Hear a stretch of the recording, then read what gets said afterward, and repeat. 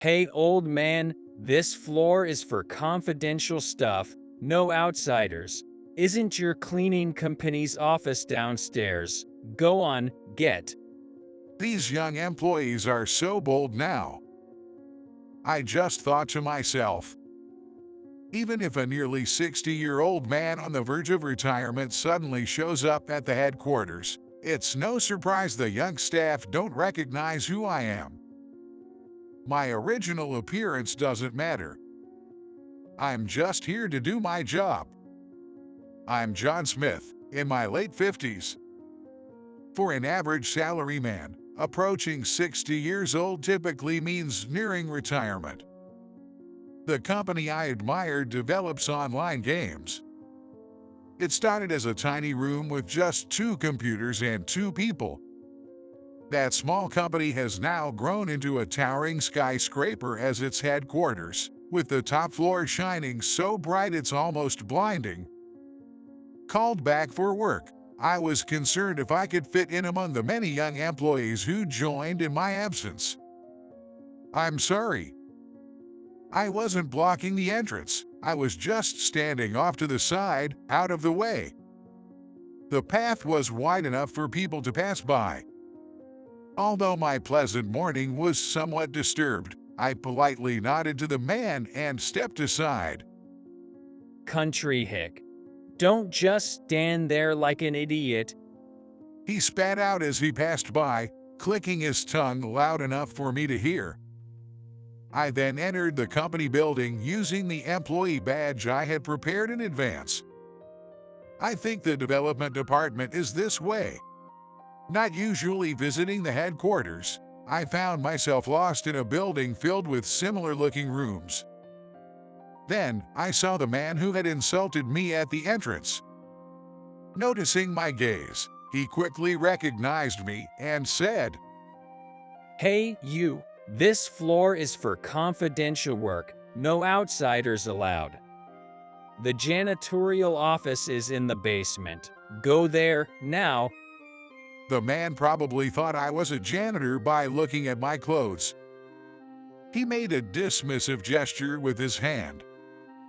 Oh, no, you've got it wrong. I'm not a. I'm busy here. Just go do your cleaning job. He interrupted, not bothering to listen. He glared at me, making sure I left the floor. My apologies. My outfit today was a casual jacket and a plaid shirt. No tie, which probably made him think I wasn't an employee of this company. Resigned, I decided to move as he instructed. When I tried to use the elevator, he quickly grabbed my hand off the floor button. Hey, you, this isn't your personal elevator. Use the stairs, He said with a smirk. I felt irritated at his relentless mockery, but showing anger would just play into his hands. I forced a smile and replied, You're right, my mistake. I said that, and then I checked the man's employee badge. It had Mark Brown written on it. Mark, huh, I'll remember that. I thought I'm jerk, but I gonna keep remember his name and face, and committed to taking the stairs. I realized that with my age, descending so many floors was quite a task. The first few steps felt like good exercise, but I quickly started panting. I stealthily stepped out into the hallway, finding myself in the cafeteria. This is a relief. I'll take a break and then make a call. I ordered an iced coffee and drank half of it in one go, just as my phone rang.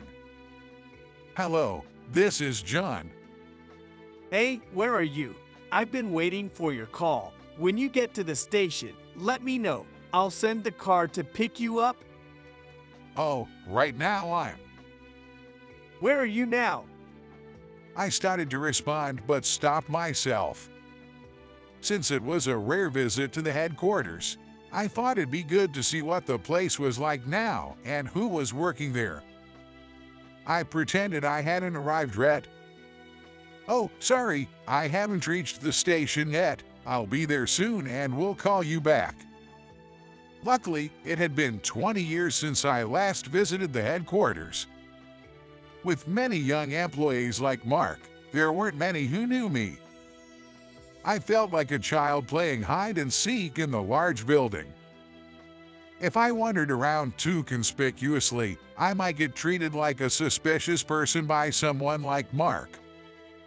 I decided to keep a low profile. Then, a woman arrived. She seemed to have some business with the chef in the cafeteria.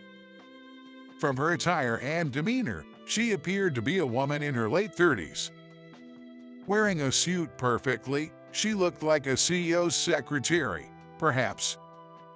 Carrying a planner and a tablet, she had the air of a competent professional.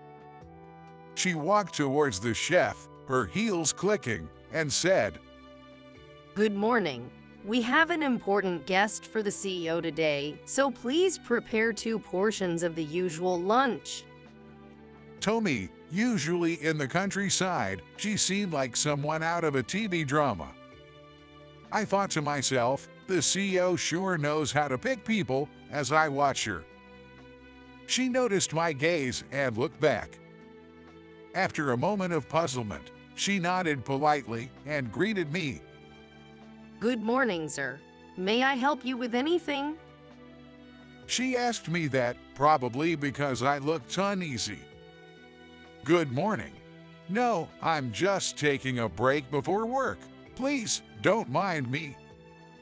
Even if told not to worry, seeing an unfamiliar face in the office would naturally raise concern. Although the cafeteria is open to everyone, she was looking at me as if I were a suspicious person. After getting off the elevator, Sharon explained the development department is at the end of this floor, and then he returned to his own workplace. I couldn't just boldly enter a room as a stranger, so I looked around cautiously. Then, I heard a loud voice from a meeting room. Mark, again. Please, enough of this. You'll get caught someday. I quietly moved closer to eavesdrop.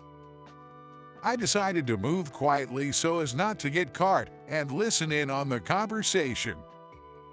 Do you even know who you're talking to? I could have you thrown out of the development department in no time. Peeking into the room, I saw Mark, the same man who had complained to me earlier. Was he a higher-up capable of firing people?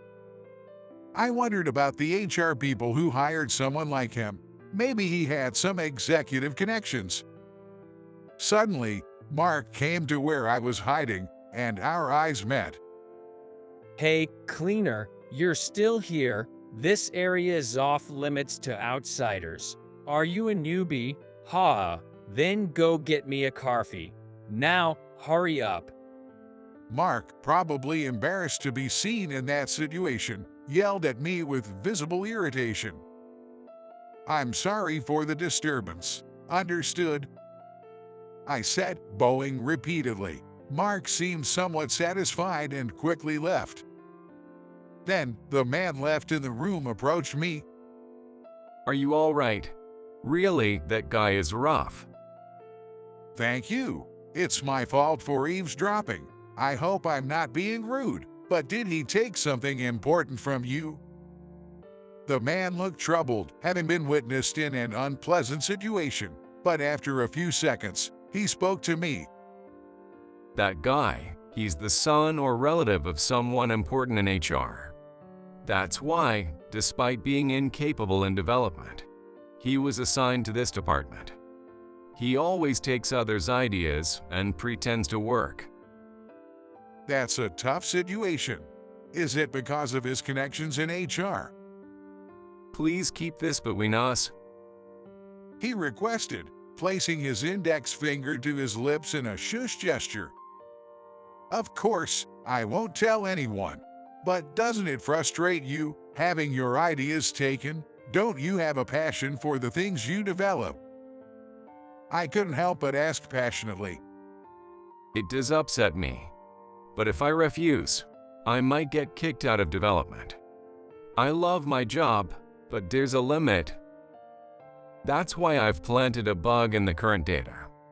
I can fix it, but Mark definitely can't. It'll be interesting to see what happens. He spoke with a hint of annoyance. Won't Mark try to get back at you? I hate to believe that such childish adults exist. Well, when that time comes, it comes. Working in a place where you can't do your job properly won't produce anything good. I've spoken too much to a stranger. Sorry, I need to get back to work. Can I get your name before you go? It's Thomas. And don't worry about the coffee. I'll buy it for him. No, it's my responsibility. You go back to your work. All right, thanks.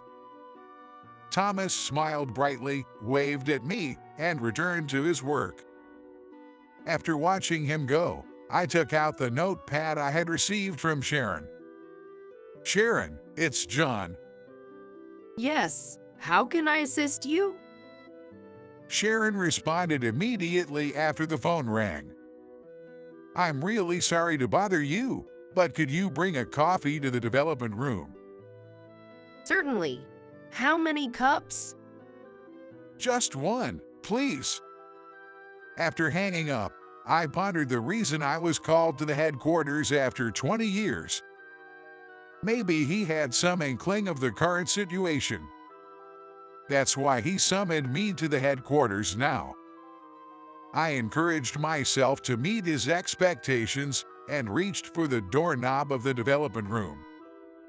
As I opened the door and entered, Mark was standing in front, seemingly preparing to present data he must have taken from Thomas earlier. Unaware of my entry, Mark was intensely focused. A man, mistaking me for an outsider, approached and looked surprised to see me. Joe. I stopped him from calling my name and focused on Mark's presentation. As Mark was explaining the data, the screen suddenly went black with a loud mechanical noise. A few seconds later, when the screen lit up, photos of Mark slacking off at work started to play. Panicked, Mark didn't know how to stop the data and started sweating profusely. The photos showed various scenes, like Mark napping in a sloppy manner and hurling abuse at Thomas. He tried to hide the projector's display with his body, but the other employees were already snickering. Hey, Mark. It's your data. Stop it now. His boss commanded. Mark, looking almost tearful, replied. Yes, that's strange. He fumbled with the computer, but unable to stop it, he just hit it roughly. Hey, Thomas, you made this, right? Stop it now. In his panic, Mark inadvertently revealed to everyone in the development department that it was Thomas's data. You're using someone else's data. What kind of person does that, Thomas? Please stop it. The department had instructed after hearing this. Mark, face red with embarrassment, approached Thomas. Thomas, this is your doing, isn't it? Forgetting there were others around, Mark grabbed Thomas' collar and confronted him. Just as he seemed about to swing his right hand, I spoke up. Mark, stop this disgraceful behavior. Let go of Thomas. Everyone in the room turned to me with surprised expressions. Mark, whose name I had called, looked most shocked. Then, redirecting his anger towards me, he yelled, Hey, old man, don't you dare order me around. You're just a newbie. Where's the coffee? Before Mark could lash out at me, the development department had intervened. Do you even know who you're talking to? Boss, this old guy is new here, right? What is HR thinking, hiring someone like him? The department head sighed loudly. Ignoring Mark's question, the department head came to me and apologized profusely. I am terribly sorry for this unsightly scene and rude behavior, Mr. John. Did you perhaps hear about this from the CEO? Well, I hadn't heard the details, but I had a feeling about what was going on. Just then, Sharon appeared with a single cup of coffee. Excuse me? She said, entering the room and handing me the coffee. Chairman, sorry to keep you waiting. Sharon, sorry to ask you to do this. Thank you. I took the coffee from Sharon and handed it to Mark. Here you go, Mark. Mark, now completely deflated, was visibly shaken. The chairman, you're not a newbie. Oh, thank you for the coffee. Seeing this, the other employees in the room were also disturbed. Thomas seemed flustered as well. Then the CEO arrived in a hurry. It appeared that Sharon had contacted him after seeing what was happening. Upon entering, he saw me and exclaimed, John, "Oh, sorry about this." Sharon told me, and I was shocked. You're already inside the company, aren't you? So, what exactly happened? In fact, I am the brother of the company's president, Alan Smith, and nominally the chairman. Understandably, young employees who hadn't seen the chairman, who had been absent from headquarters for 20 years, wouldn't recognize me, leading to this commotion. Alan, I've taken a look around the development department, and there are quite a few issues. Really? You figured it out already? So, John, I have a favor to ask. Could you come back to the headquarters? I was baffled by the CEO bowing deeply to me. In the past, as brothers who started the company together, I gradually demanded perfection from the growing number of employees, disrupting the harmony in the company. Unable to handle the stress of failure, I often shouted at the staff and made them work late. I was rumored to be a demon named John behind my back. This led to stressed employees losing their motivation to create good products, and the company atmosphere became tense. Seeing Alan, always caught between me and the company, trying to mediate, I suggested stepping away myself. Afterward, I retreated to the countryside, running a small programming school for kids. Before I knew it, Alan had grown the company we started together substantially on his own. He must have had the knack for management. Standing in front of the company building, I had always thought from the bottom of my heart that my decision to step back then was the right one. Though I was surprised to find myself listed as the chairman. By the way, Mark was saying earlier, "I'll kick you out of the development department if you oppose me." What was that about? That's Mark, who had mistaken me for a cleaner and was now shocked to learn I was the president's brother, was trembling. That was just a rumor I spread.